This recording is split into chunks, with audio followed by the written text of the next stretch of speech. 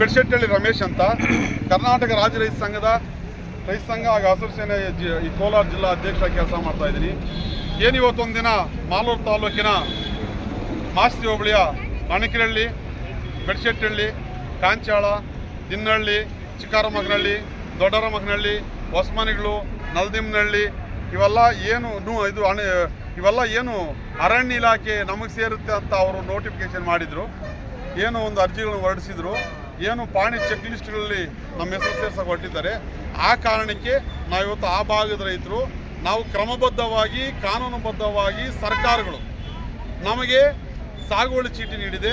ಕೆಲವು ಜಮೀನುಗಳನ್ನು ನಾವೇ ಕಿಮ್ಮತ್ತು ಕಟ್ಟು ಸರ್ಕಾರದ ಜೊತೆಲಿ ಹರಾಜು ಕರ್ಕೊಂಡಿದ್ದೀವಿ. ಶತಮಾನಗಳಿಂದ ನಾವು ಅನುಭವಿಸ್ಕೊಂಡು ಬರ್ತಾ ಇದ್ದೀವಿ.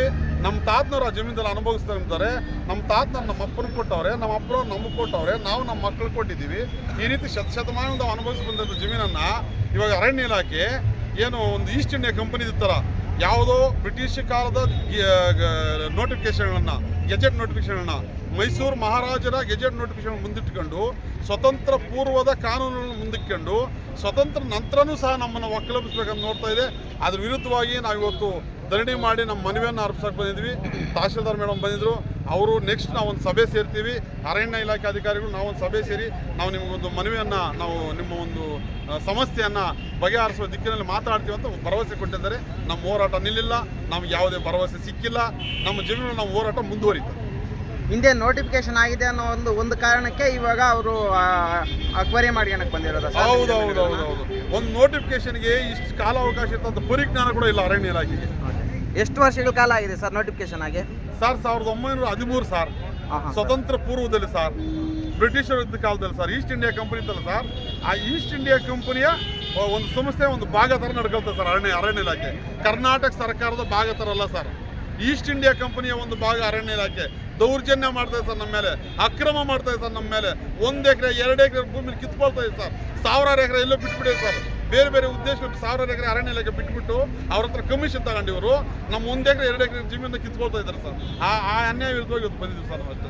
ಆದರೆ ಅದಾದ ನಂತರ ರೆವಿನ್ಯೂ ಇಲಾಖೆ ರೈತರಿಗೆಲ್ಲ ಅಲಾಟ್ಮೆಂಟ್ ಮಾಡಿದೆಯಲ್ಲ, ತುಂಬಾ ಕಾನೂನುಬದ್ಧ ಗ್ರಾಂಟ್ ಮಾಡಿದೆಯಲ್ಲ, ತುಂಬಾ ಅರ್ಹರಿದ್ದೀವಿ ನಾವು, ತುಂಬಾ ಅರ್ಹರಿದ್ದೀವಿ. ಅರ್ಹರನ್ನು ಗಮನಿಸಿ ಸರ್ಕಾರ 1939 ಇಸ್ವಿಯಲ್ಲಿ, 1940 ಇಸ್ವಿಯಲ್ಲಿ ಸ್ವತಂತ್ರ ಪೂರ್ವದ ಇದುವರೆಗೂ ಕಾನೂನುಬದ್ಧವಾಗಿ ನಮಗೆ ಜಮೀನನ್ನು ಮಂಜೂರಾತಿ ಕೊಟ್ಕೊಂಡು ಬರ್ತಾ ಇದೆ ಸರ್ಕಾರನೇ ಕೊಟ್ಟರೆ ಮಂಜೂರಾತಿ ಸರ್.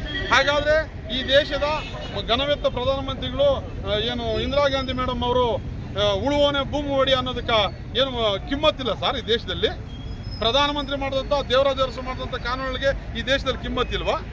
ನಮ್ದು 1 ಎಕರೆ 2 ಎಕರೆ ಬೇಕು ಸರ್ಕಾರಕ್ಕೆ. ನಾವು ಪರಿಸರ ಪ್ರೇಮಿಗಳೇ ಸರ್, ನಾವು ಮರಗಳನ್ನ ಬೆಳೆಸ್ತೀವಿ ಸರ್. ಇವಾಗ ನಮ್ಮ ಹೊಲದಲ್ಲಿ ನಮ್ಮ ಪ್ರೀತಿಗೆ ನಾವು 50 ಮರ ಬೆಳೆಸ್ಕೊಂತೀವಿ ಸರ್. ಮರ ಇದ್ದ ಜಾಗದಲ್ಲಿ ನಮ್ಮದೇ ಅಂದ್ಬಿಟ್ರಿ ಇವರು. ಅದ್ಯಾವ ಕಾನೂನು ಸರ್ ಇದು? ಈ ದೇಶದ ಕಾನೂನು ಇಲ್ಲ ಫಾರಿನ್ ಕಾನೂನು ಸರ್ ಇದು? ಅದನ್ನೇ ಸರ್. ಆಯಿತು, ಇವತ್ತು ದಿವಸ ತಾವುಗಳೆಲ್ಲ ಹೋರಾಟ ಮಾಡ್ತಾ ಇದ್ದೀರಾ. ಇದ್ರ ಬಗ್ಗೆ ತಾವು ಕಾನೂನು ಹೋರಾಟ ಆದರೂ ಏನಾದರೂ ಮಾಡ್ತೀರಾ ಹೇಗೆ ಸರ್? ಮುಂದೆ ಮಾಡ್ತೀವಿ ಸರ್, ಕಾನೂನು ಹೋರಾಟ ಮಾಡ್ತೀವಿ. ಇವತ್ತು ಸರ್ಕಾರ ನಮ್ಮ ಪರವಾಗಿ ಕಾನೂನು ಹೋರಾಟ ಮಾಡಿ, ಸರ್ಕಾರ ನಮ್ಮ ಪರವಾಗಿ ವಕಾಲತ್ತು ಹಾಕಿ ಅನ್ನೋದು ಮನವಿ ಮಾಡಕ್ಕೆ ಬಂದಿದ್ದೀವಿ ಸರ್. ನೀವು ಮನವಿ ಮಾಡ್ತಾ ಇದ್ರೆ ಮತ್ತು ಒತ್ತಾಯ ಮಾಡ್ತಾ ಇದ್ದೀವಿ ಸರ್. ನಾವು ಸರ್ಕಾರ ನಮ್ಮ ಪರವಾಗಿ ಯಾಕೆ ವಕಾಲತ್ತು ಆಗ್ತಾ ಇಲ್ಲ? ಅರಣ್ಯ ಇಲಾಖೆ ನಮ್ಮ ಸರ್ಕಾರದಲ್ಲಿ ಇದೆಯಾ? ಅದು ಸಪ್ರೇಟ್ ಒಂದು ಅಂಗನ, ಸಪ್ರೇಟ್ ಒಂದು ಭಾಗನ ಅನ್ನೋ ಒಂದು ಪ್ರಶ್ನೆ ನಮ್ಮಲ್ಲಿದೆ ಸರ್.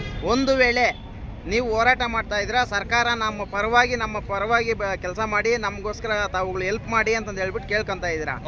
ಬೈ ಚಾನ್ಸ್ ಏನಾದರೂ ಸರ್ಕಾರ ಮಾಡಿಲ್ಲ ಅಂತಂದು ಹೇಳಿದ್ರೆ ತಾವುಗಳು ಕಾನೂನು ಹೋರಾಟ ಮಾಡ್ತೀರಾ ಅಥವಾ? ಕಾನೂನು ಹೋರಾಟ ಮಾಡಲೇಬೇಕು ಸರ್. ಯಾಕಂದ್ರೆ ಈ ದೇಶದಲ್ಲಿ ಪ್ರಜಾಪ್ರಭುತ್ವ ವ್ಯವಸ್ಥೆಯನ್ನು ನಾವು ಬದುಕ್ತಾ ಇದ್ದೀವಿ. ಅರಣ್ಯ ಇಲಾಖೆ ಪ್ರಜಾಪ್ರಭುತ್ವ ವ್ಯವಸ್ಥೆಗೆ ಬೆಲೆ ಕೊಡ್ತಾ ಇಲ್ಲ, ಅದು ರಾಜಪ್ರಭುತ್ವ ವ್ಯವಸ್ಥೆಗೆ ಬೆಲೆ ಕೊಡ್ತಾ ಇದೆ. ಈಸ್ಟ್ ಇಂಡಿಯಾ ಕಂಪನಿ ಕಾನೂನುಗಳನ್ನು ಜಾರಿಗೆ ತರ್ತಾ ಇದೆ. ಅದು 1913, 14, 17, 18, 1930 ಕಾನೂನುಗಳು ಅದು ಈಸ್ಟ್ ಇಂಡಿಯಾ ಕಂಪನಿ ಕಾನೂನು ಸರ್, ನಮ್ಮ ಕಾನೂನು ಅದು ಅಲ್ಲ. ಅದನ್ನು ಅರಣ್ಯ ನಾವು ಪ್ರಜಾಪ್ರಭುತ್ವ ವ್ಯವಸ್ಥೆಯಲ್ಲಿ ಬದುಕ್ತಾ ಇದ್ದೀವಿ.